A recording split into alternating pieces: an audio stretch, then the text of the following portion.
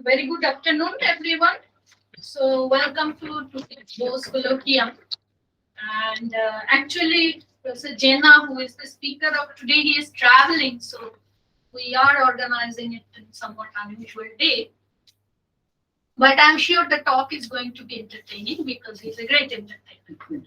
So, you have actually read about his short bio, which was given in the poster. Nevertheless, those of you who have not read it, so he is a distinguished professor in the Virginia Commonwealth University, and he has been a regular visitor to this place. Many of you know him very well, and he is a kind of a world expert in the area of electronic structure of nanocluster, and he has many pioneering work contributed in this particular field. He did his PhD from University of California, Riverside, and he has various accolades. So among that, I just mentioned two, is the fellow of American Physical Society and Jefferson Science Foundation, the Science Fellow. So with that, I think he is a much better entertainer than me. So let's listen to Professor Jain. Please.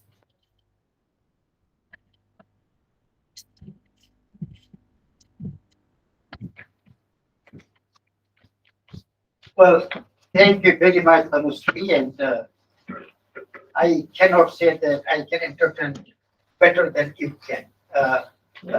From all the times I have heard Anusri, I've never heard anybody be so eloquent than she is. So coming from you is a compliment. Nevertheless, I'm very, very happy to be here. I'm always delighted to come to SN Bose Center. And today I got the very beautiful experience of going through the archives and looking at the history of Professor Bose and what he did. He never got a PhD. No. Yeah. So, So he would not have gotten a so job. those of you who are not getting a PhD, don't worry about it. You can be like as a Bose. Nevertheless, so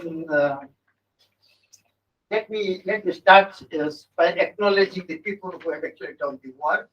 And I will talk about, in general, a lot of stuff, but much of it will be done by these three postdocs of mine. And the funding is provided by the Department of Energy. And these are the three main references on which my talk will be based. I will give you explicit references as I go along, but much of it is contained in this book that just came out from Wiley, and this is an article, the editor review that we wrote a couple of years ago, and I'm happy to tell you that I did write a paper for the Indian Chemical, Journal of Indian Chemical Society, and there's a perspective on the same topic published last year. Let me begin at the very beginning, the periodic table of elements. So I call it the mother of all materials, and probably the biggest gift of chemistry to mankind. And what I always marvel at the mind of who actually put together the elements in this form, even before electron was discovered. And that to me is amazing. But of course, the quantum mechanics, they really tells you why the elements are arranged the way they do. But the chemistry of it all contained in this periodic table. Now, as good as the periodic table is, it is limited. It's limited in the sense that you have 94 elements that occur in nature. So all materials are built out of these 94 naturally occurring elements. But that's not so bad. What is bad is that some of them are really scarce, and some of them can be quite toxic. And well, how does one get around those elements that are scarce or toxic if you want to use them for the same purpose that the elements are used? And the most important of all, that the chemistry of the atoms is fixed. You cannot change it. They are determined by the number of valence electrons you have and the kind of orbitals that they occupy.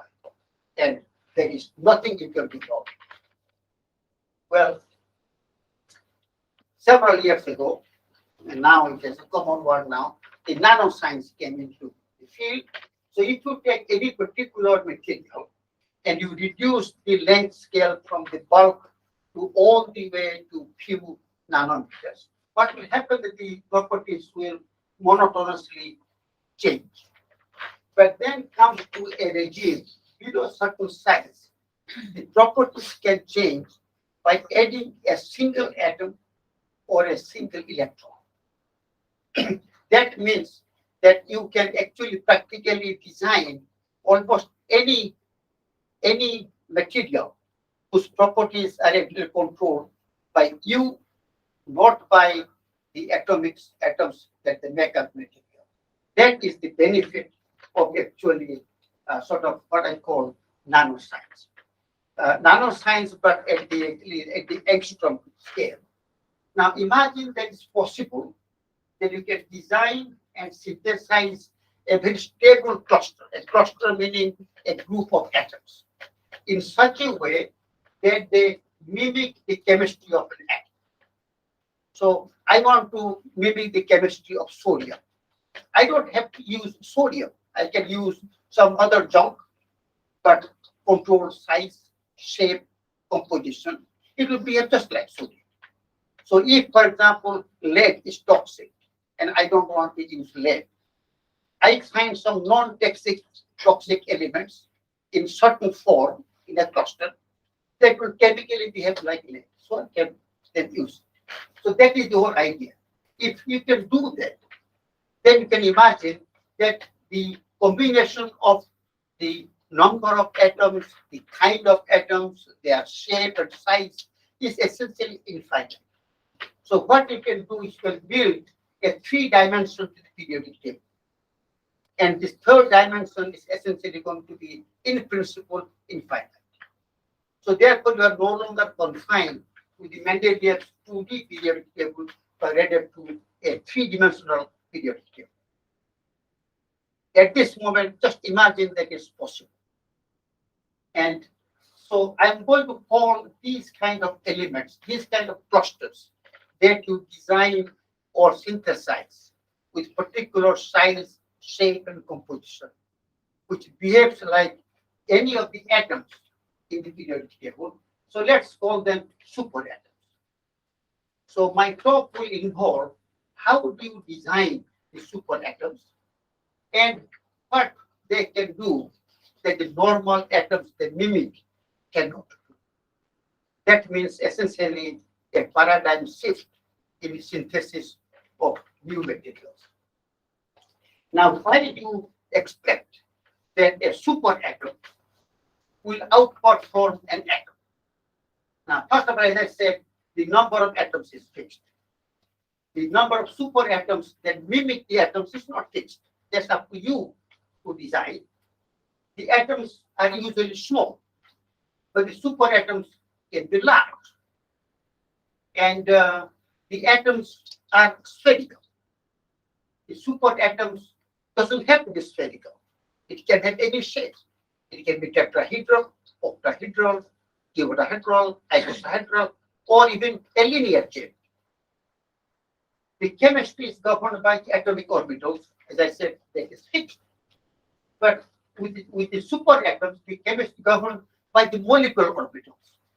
And those orbitals can be changed by changing the size, shape, and composition. So therefore, the chemistry is no longer, even though they mimic the atomic chemistry, but not confined. And one other thing, for example, if you take an atom and you add one electron, most atoms will take one electron. And electron affinity, the energy you gain by adding an electron, is positive. There are some elements where the electron affinity is zero, mostly like for the noble gas atoms, and for some atoms it's even negative. But most atoms have finite, non-zero electron affinity. But if you add another electron, then this electron will spontaneously discharge. That means multiply charged atoms are unstable. But I can create a superatom which mimics the chemistry of the same atom, but it can carry multiple charge. Now, all these things give you a, a sort of a number of parameters that you can play with. And essentially, if I can use superatoms to build a crystal as opposed to atoms, then I can essentially design and synthesize my own material that otherwise I cannot. So this is what I call a paradigm shift in the synthesis. Now, those of you in chemistry who remember there's three rules: the octet rule, in which an atom less than 20 atomic number, if they have 2 s electrons and 6 p electrons, that's 8, then they are quite stable. That's what makes all the noble gas atoms extremely stable. Similarly, for the transitional metals, it's 18 electrons, 2 in the S, 6 in the P, 10 in the D. For F electron systems, it's a 30 electron. So these are all known for atoms. But if you want to make them molecules or clusters, then there are another bunch of rules that also come into play. And one of the rules that was done by Huckel some more than 100 years ago is called the aromatic rule. So if you have 4n plus 2 electrons, but n is integer, then that is extremely stable. Benzene falls into that category, where n is equal to 1. Then there is something called the weights rule. It's called the n plus 1 pairs of electrons, where n is the number of vertices in the polyhedron. So if you have a polyhedron with 12 vertices, that's an icosahedron, then 12 plus 1 is 13 and 2 is 26. If that particular cluster or molecule has 26 electrons, then it is extremely stable. Now, suppose it turns out that it has 24 electrons. So to make it stable, you need 2 extra electrons. So that superatom is now doubly charged. And remember, I told you an atom cannot be doubly charged. It will eject the electron. So just by using, and also you can use multiple rules simultaneously in designing a particle. Until about 3 years ago, these rules were all applied individually. I think our group is the first one that used multiple electron counting rules to design particles with unusual properties. And I will give you a demonstration of that one. So my outline of my talks is 3. I'm going to take 2 classes of superatoms. One is a superhalogen that behaves like the halides, and one is superalkali that behaves like alkali. And if you want to make a salt, you take an alkali and a halogen like sodium and chlorine to make sodium chloride. You can take a superatom that behaves like sodium and one that behaves like the chlorine, and you make a super salt. And this super salt will have properties that a normal salt will not have. So that's the idea. And then I will talk about 2 aspects. One is the unusual properties of this superatoms. For example, if you take, as I said already, you can take a superatom, you can multiply charge it, and still it's going to stay, unlike atoms. You can take a superatom that can actually make noble gas atoms chemically react. Now, in my old days, it was a long, long time ago when I learned chemistry, I was told noble gas atoms are noble because they're chemically inert. They do not react. And I'll show you that how a noble gas atom can actually chemically react. Similarly, to take, for example, the valence of elements. Now, there are few elements that have multiple valence, like transition metals and the rare earths, but simple metals, they all have a fixed valence, and the chemistry is all governed by that fixed valence. Take, for example, zinc. Zinc is divalent. Two electrons participate in a chemical reaction. Can you make zinc to be trivalent? And if you make zinc to be trivalent, what will the consequences of it? And how do you actually make zinc to be trivalent? This is something that we learned in physics in our first year. Like charges attract, unlike charges repel. Coulomb's law. Is it possible that two like charges can attract? And then, after demonstrating the unusual physics and chemistry of this new class of superatoms, I will tell you what they can be used for. First, they can make very novel salts that you cannot otherwise make. You can make electrolytes for lithium-ion batteries that are much better than the conventional electrolytes that are being used. You can make solar cells that are very stable and more sensitive to moisture. You can make multiferroid as well as thermoelectric materials with very high figure of merit. All because you change the building block. I'm not going to spend much time on it. I'm a theorist like chemistry, so we use mostly density functional theory. For some small systems, we can use quantum chemical techniques and couple cluster, but not really useful. So let me just tell you what I mean by a superatom. Take, for example, a metal atom, and let us say it has a valence of 5. So which means you can add 5 chlorine atoms to it. But if you add a 6th chlorine atom, then this particular complex, with just one extra chlorine that the valence can support, would need one extra electron to be closed cell, the octet theory. Now, where do the extra electron will go? There are now 6 chlorine atoms. So this extra electron will not be localized over one, but localized over the entire particle. And when the electron is localized over large space, electron repulsion becomes less. Repulsive energy is positive. So because you reduce the repulsive energy, the energy you gain when you add this extra electron will be much larger than the energy you gain if you just deposit the extra electron on a single atom. That's what I call in the beginning electron affinity. How much energy you gain when you add an electron. So chlorine has the highest electron affinity in the periodic table, 3.6 eV.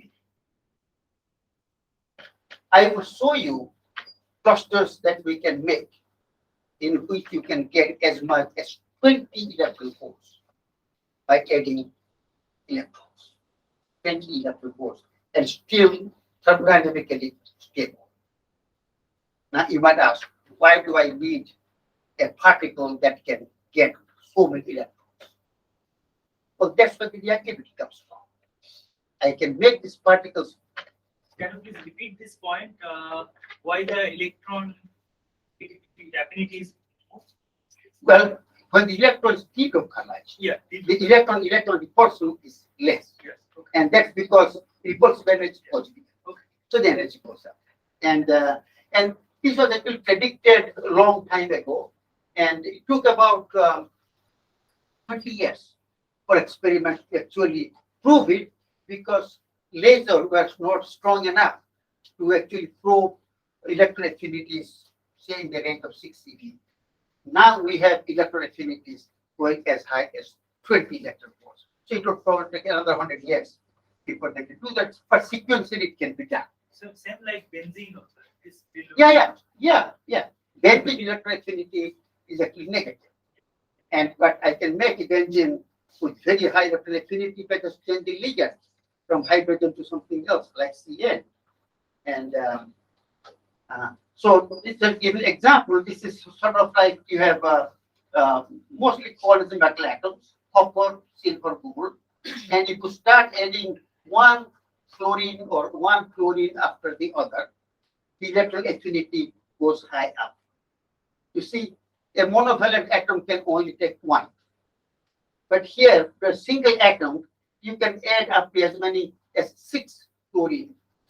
And the electron continues to go up and saturates around 9 electrons. That's about 2.5 times that of fluorine. So this is an example of what one can do. So that is the question, why are super halogens going to be so important if the chemistry is same as halogen? Because its properties are different. For example, I can have electron affinities that are much, much larger than those of fluorine. That's number one. It can be stable when multiply charged, gaining as much as 20 electron volt without either fragmenting into smaller species or ejecting those extra electrons. Thermodynamically stable up to 20 electron volt. And the geometry of these super atoms are not spherical.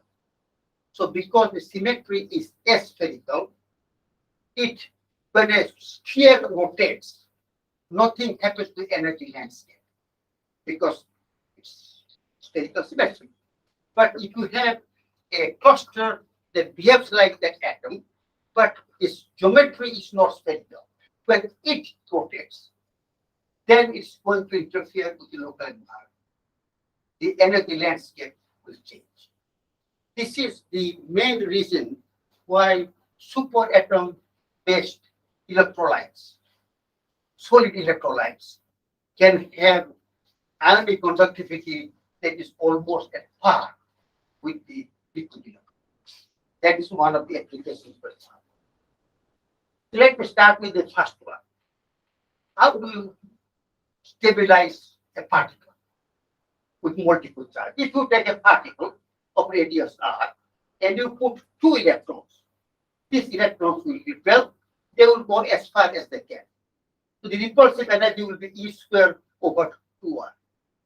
If this energy is going to be larger than the binding energy, then what will happen? It will fragment.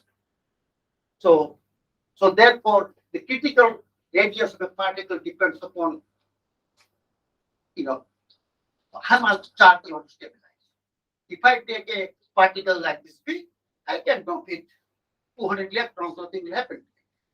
But what the smallest size you can take, where you can start dumping 1 electron after another and still stabilize. Now, of course, these multiply charged particles are known to be existing in nature. So there is a class of systems called the Zintel phase, some discovered some 100 years ago. And there you find, sort of clusters with 3, 4, 9, 12 charges. So that is available. But in the gas phase or in vacuum, that will not be the case. Take, for example, this particular, this is called, by the way, dodecavalent. It has 12 boron atoms linked to 12 hydrogen. And this is stabilized only when you add 2 extra electrons. That's called the Wade's rule. And so the first electron when you add, it gains about 4.6 eV of energy. Fluorine gets only 3.6 when you add the first electron. When you add the second electron, it gains about another electron volt. So together, it's about 5.5, 5.6 eV it gains when you add 2 electrons. But if you compare that, for example, with fluorine, the 2 of them are pretty much the same size. But if you add 2 electrons to this guy, it's not going to be stable. People have found a dianion of C60, but the second electron is actually metastable. It's a small activation barrier, but once you cross over it, it will simply just go away. And As a matter of fact, if So you when take, one adds an extra electron fullerene, does the shape remain as a buckyball? say it again. So if one tries to, as you said, it becomes unstable. It will Yeah, by electron count. yeah. But does it the shape by changing the shape? Uh, Can it do anything? it is possible that you can change the shape. I just gave you just an illustration. But in a real situation, the shape, of course, is very important. Like, for example, the B12, H12 that I gave you. Because by changing shape, it can actually make That is correct. So, if, for example, if you just take this B12, H12, but you change hydrogen to all the halogens, then electron affinity of these guys are higher than hydrogen, so the electron affinity goes up. But nothing really dramatic. So, but this gives an idea that if you change hydrogen to a species, that yeah. Just a question, like just a fundamental question. Why it is different from molecule? You are not calling. No. Well, you can call it a molecule if you like. Yeah. Molecule, I always say, is made by man, clusters, by nature or God, if you like. Because C60 you are comparing. Yeah. You are saying it's a two different objects, right? Yeah. But Well, actually, some people call C60 a molecule, and they call B12 a molecule. Okay. I will use clusters and molecules as interchangeable word, excepting to remember that molecules do exist in nature, like carbon dioxide, O2, and clusters really don't exist in nature. That's the only difference. And so now, so then what we thought, that what if I replace this single elemental ions by a cluster ion? In this case, CN. Thomas was telling me about CN just a couple of hours ago. Now, CN has an electron affinity of 3.86 eV. Hydrogen is only 0.75 eV. Chlorine, as I said, is 3.6 eV. Now, if you replace by CN, guess what happens? The first electron is bound almost by 9 eV, and the second electron is bound by 5 electron volts. It is unheard of that this can actually happen. So, in other words, by changing the ligand, you can practically change the properties so dramatically. And when we actually published this paper, it was in Engo and Chemie, the first reaction from the referees was, this cannot be true. Well, then we also said, well, that's your opinion. It's true. And experiment was done 3 years later, and we predicted 5.33, and experiment measured 5.55. So this particular molecule, if you now like to call it, is the most stable dianion in nature. There's nothing more stable than this one. And now I can go a step further. Suppose I replace one of those boron by beryllium. And beryllium has one less electron than boron has. So therefore, I would need 3 electrons to satisfy the stability criterion, the Wurtz criterion. So which means the third electron will now be bound. And indeed, that's exactly what happens. So beryllium with P11 C103 minus is extremely stable. And as a matter of fact, you can keep on doing this, and you can get to, you can design these rules. And I'm not going to go to details in it. As much as up to tetra ions, 4 electrons you can attach and still be stable without ejecting the electron or fragmenting it, up to about 20 electron volts. So now let's go to the chemistry. What do I do with this highly reactive species? The first I'm going to talk about the chemistry of noble gas atoms. So noble gas atoms, as I said, have a closed cell, octet, and they are chemically inert. To ionize, for example, argon is about 16 electron volt. It's a lot of energy. And to add an electron is 0, electron is 0. So that's chemically inert. The question is, can argon be made to form chemically bonds at room temperature? Is it possible? Now, this particular subject has been there for last nearly 100 years. In 1933, Pauling was suggest that krypton and xenon can be polarized and bind chemically because they are much larger species, so therefore the electrons can be polarized. And because of polarization, they can bind. It took a long time, about 30 years, to prove that indeed that is the case.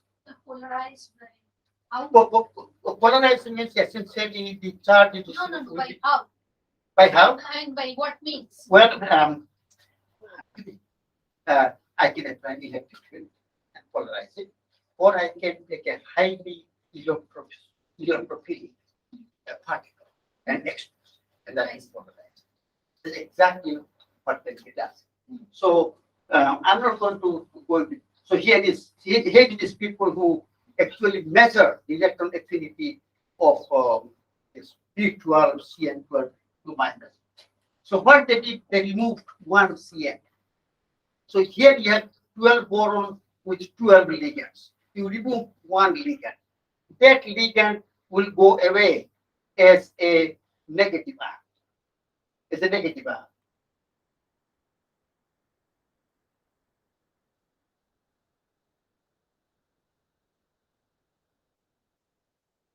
It goes as a negative ion.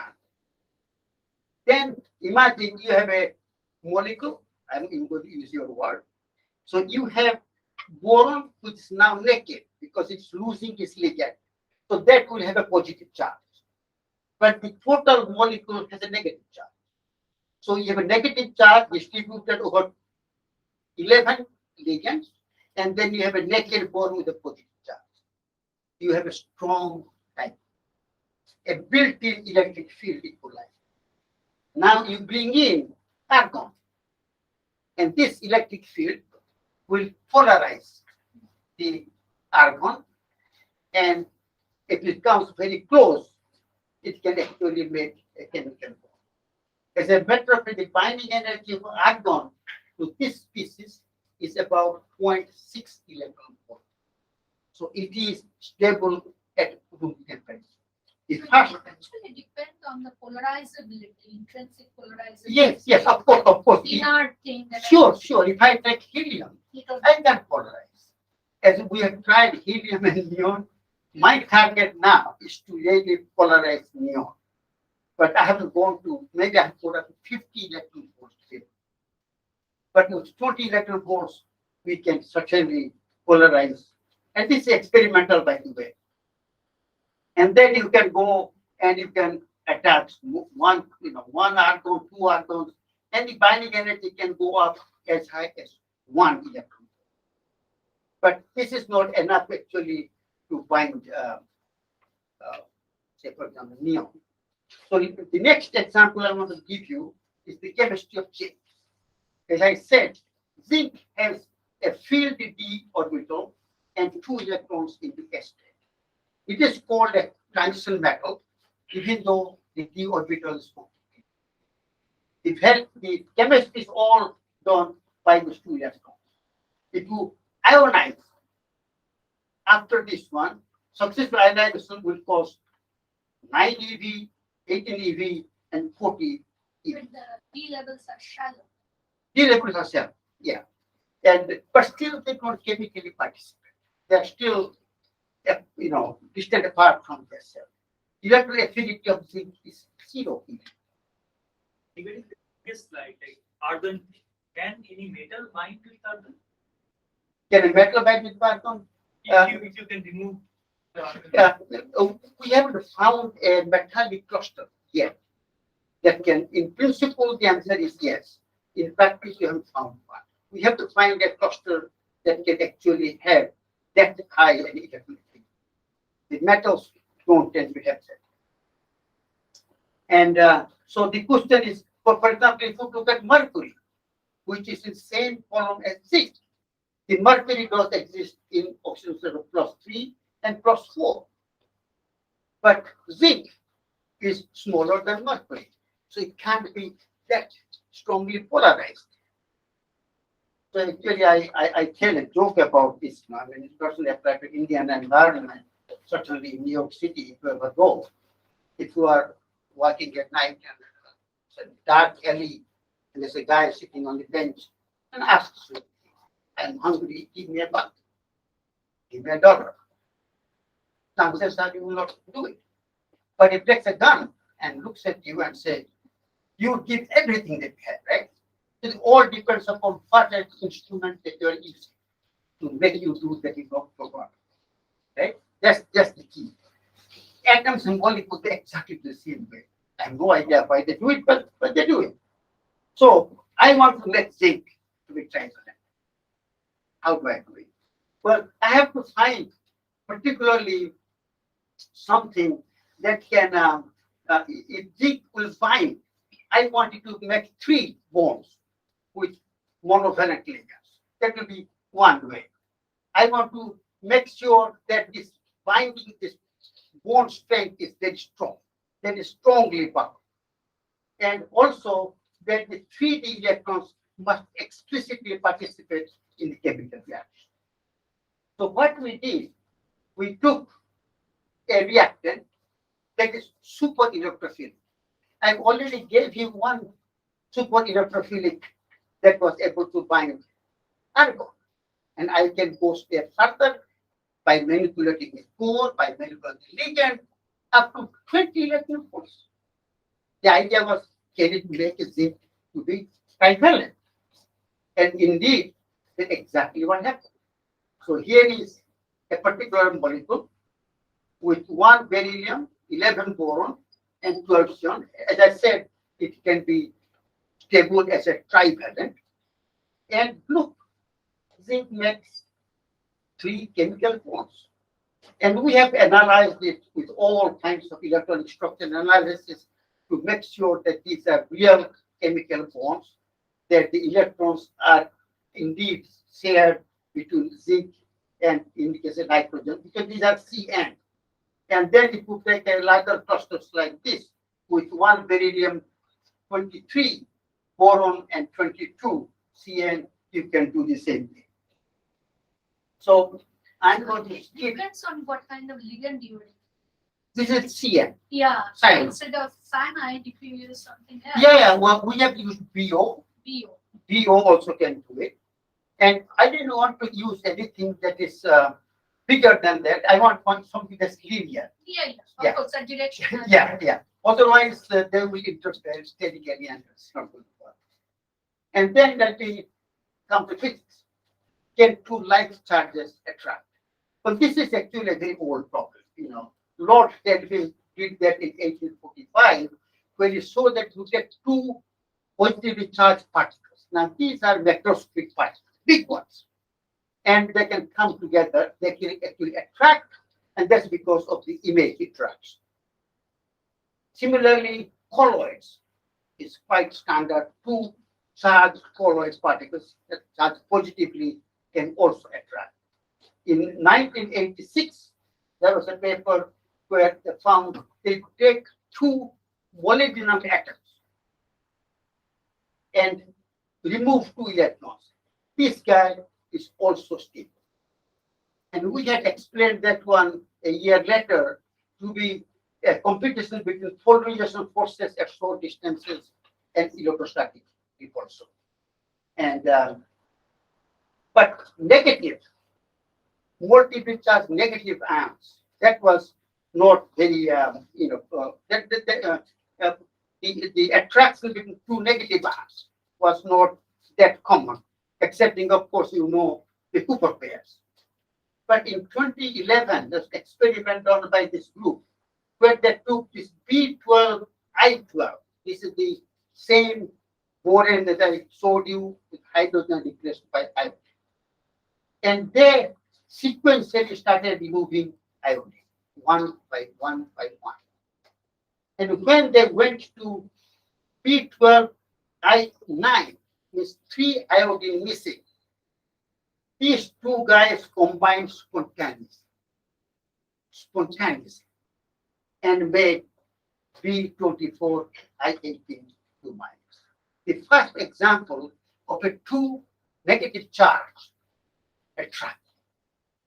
How does that happen? Well, we did this calculations. It's a very long story, but I'll just give you the result. So here are the B12, I12, 2 minus. You start removing one iodine after the other, and you make them react.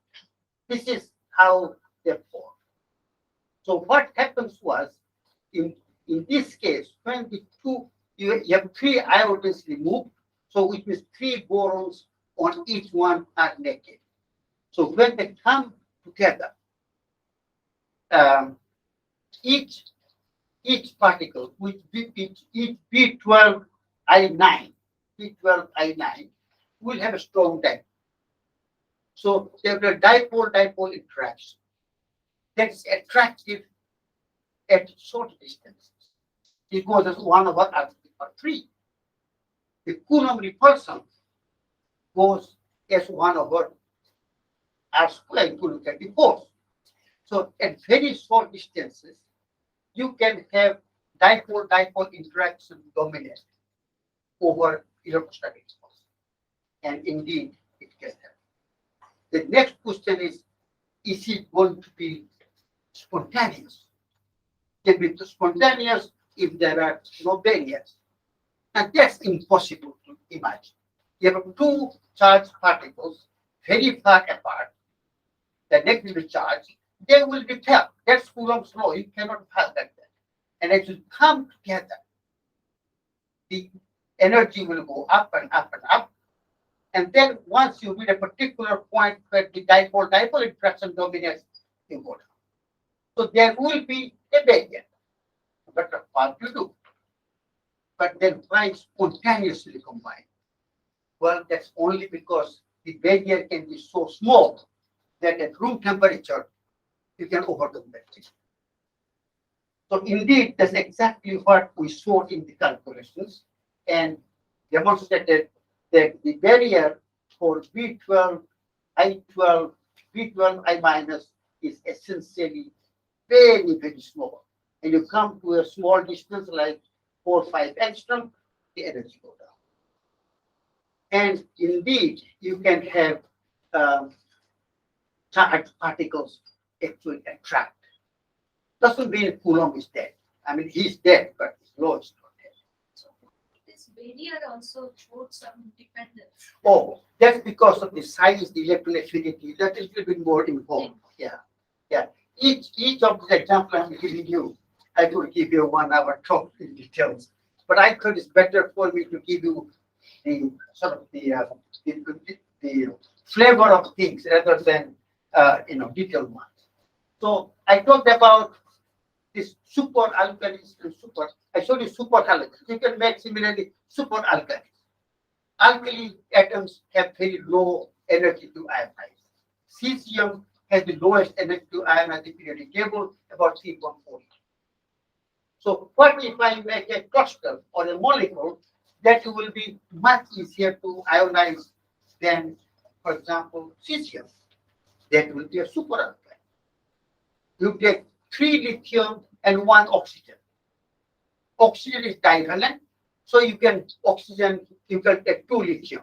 If you make an extra lithium, then now you have 3 lithium willing to only give out 1 charge. Well, that will be much easier to do. So therefore, the energy to ionize 3 lithium, 1 oxygen will be much, much smaller than that of lithium. Which means that if I need a reaction in which I need to remove an electron quickly, you have a super alkali. So you can take a super alkali and a super halogen and you make a super salt. But to make a salt, you always need a positive and a negative ion. Can you make a salt just by taking 1 molecule that's negative ion? How many of you will say yes? Nobody. The reason I'm asking the question is because you can do it. No. Right? And let me show you one example. And we're talking about multivalence in the beginning. If I take, for example, magnesium valence of 2. So if I add one more chlorine, then this becomes a superhalogen. I take two of them combined, it will eject a chlorine molecule. The same thing happens with aluminum. But to take antimony can have a valence of 3 or 5. Antimony is S2P3.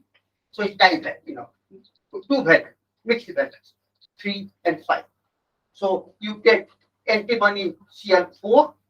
So this will be a superhalogen because you have one extra chlorine that antimony needs. Combine these two, you make antimony to Cl8. Right? Well, I can write antimony to Cl8 as antimony B Cl3 and antimony Cl5. I plus 3 is 8 and 4 plus 4 is 8. And what have I done? So here, if I combine the two hydrogens, the two chlorine no longer dissociate. That's because antimony has a valence of 5 and 3. So you have this very unique structure in which one chlorine is connecting these two. So antimony. instead of antimony, if I take some transition metal. Yes, we are working on it now. Actually, we can do it. Yeah, as a matter of fact, my next interest is to take magnetic species like iron or even rare earths and see if I can do this one. And I have a tendency to do one thing and then move on to something else. But that's a very good thing to do and see that magnetism can come into play. So, but look at not only this a stable system, but look at the structure. This is like hanging, of the branch of another tree, and this guy can rotate, and you have the charge transfer. So this is negative, and this is positive. So it's a salt. It is a dipole moment. It's a salt, but salt made only of one superatom that happened to be multivalent, but it was a superatom. So yes, you can make a salt like that. And indeed, this particular species, antimony 2 Cl8, is actually a very unconventional ferroic material. When you take this into make it to 3 dimensions. How much time do I have? In 5 minutes. We 5 can minutes. wrap up in 5 minutes. Okay. So Then we can have some time for it. okay. So let me then go very quickly and tell you how to use this concept into making material. The first one is to make, for example, lithium and battery. And the conventional batteries that we have now have all electrolytes that have halogens in them. Halogens are toxic, and halogens, they corrode the electrodes. So they are not very safe. And so therefore, what you need is a halogen-free electrolyte. So an electrolyte that does not have a halogen, but it behaves like one. So what we did, that we took this same P12 H12 minus, this time replace one boron by carbon. Carbon is valence of 4. So therefore, one carbon with 11 boron and 12 hydrogen will make a stable monoanion, just like chlorine does. So instead of electrolyte with halogens, I take this guy, not a single halogen atom. And we saw that if you take that one and you make a salt, say lithium carbonate, this will be a best choice for a halogen-free electrolyte. And indeed, 6 months later, 2 experimental groups exactly so. The best electrolyte that ever exists. And I do not know if it's commercial or not, and but boron is very expensive. So, but you can do that. And I'm not going to talk about this one. These are another class of superanion conductors, the antiperovskites. you have Li3OCl. So what you do, you replace this fluorine with something that becomes a superhalogen. And the size becomes bigger. When the size becomes bigger, the channel becomes larger, so the lithium can migrate very easily. And we can have species that, of course, can match the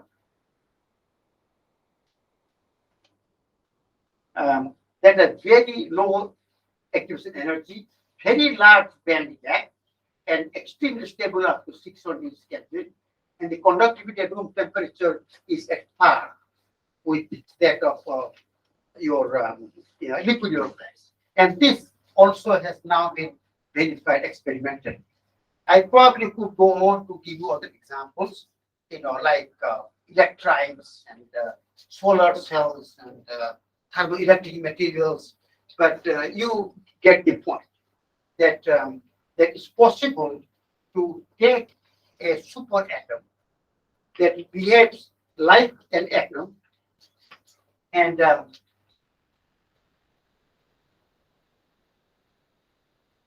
behaves like an atom, but it can do what atoms cannot do. And it can promote unusual reactions. It defies conventional wisdom, like charges attract. Zinc is trivalent. Argon is chemically reactive. All those things that we learned cannot be done. And it can be building blocks of electrolytes, solar cells, multiferrous materials, catalysts, and so on. The bottom line here that I have drawn knowledge from all parts of science, from physics, from chemistry, from material science. And what is really interesting that if you work across disciplines, then ideas from one can actually be used in the other. And you can do things that normally you cannot do otherwise. And to conclude, I had a student working with me who was a chemistry major. And when she was doing her master's with me, she told me, "Oh, Dr. Jena, this cannot happen. This doesn't happen in chemistry." And my reaction was, "I'm not a chemist, so don't tell me that. Let's do it." So don't always accept what people tell you. Sometimes not accepting, your professor, maybe a good thing. But you always take what Tanushree says is the right thing. Thank you very much. Thank you. So I think your last two statements were very important. There are many students in the audience. Are there questions? We asked some questions during your talk, but is there any other question? Students, they are very silent. No? Yes. Yes. Does the antimony chloride salt composed of any ionic bonds or it's a covalent? That's a very good question. The bond is much weaker because the antimony chlorine 5 has delta plus. Delta is very, very small number. So it's more like a Van der Waals type bonding between the two units. And that is why one can rotate each other. That's a good question. It's It's very actually good. not ionic bond. Yeah, it's not, no. The antimony chlorine bond is ionic, but not the the two units. It's just like your fluoride, like C60, right? The carbon atoms are bound covalently in C60. But when you make a crystal, the C60s are Van der Waals. Yes. So, thank you, sir. Very nice talk it was. And sir, my question was that from the the third of your slides, that how do you go from 2D periodic table to 3D periodic table? That was long before, but Yeah. As a matter of fact, we can take the superatom with other building blocks. We can arrange them in 2D or 1D or 3D. and simply we optimize. If we are doing 3D, then there are many crystal structures that are possible. So we look at all possible crystal structures, and we optimize in the sense that we calculate the force between the atoms and see whether the force goes to zero or not for a particular configuration. But what is the essential parameter? I mean, we are going to the another extra dimension that I mean, The parameter we calculate the energy of the system, No, and then I think his question is, so he means a 2D periodic Yeah, lattice. yeah. And a 3D periodic lattice. So what is the vertical axis? that's right. no. Well, again, when you go from 2D is much simpler because you don't have many degrees of freedom for 2D. When you go to 3D, the crystal structures can be very different. Can be hexagonal, can be cubic, can be orthorhombic, can be that 14 crystal types.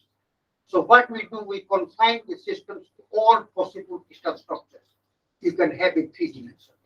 And once you start with that, then we calculate the total energy for that particular system. From the energy, we calculate the force, and then we relax. And until we get to zero force on each atom. That is the complicated step that it takes to actually optimize. And then you get what you call thermodynamic downstream. I didn't talk about it now, But the but third axis, I mean, the way you were thinking, it's like mixing different elements.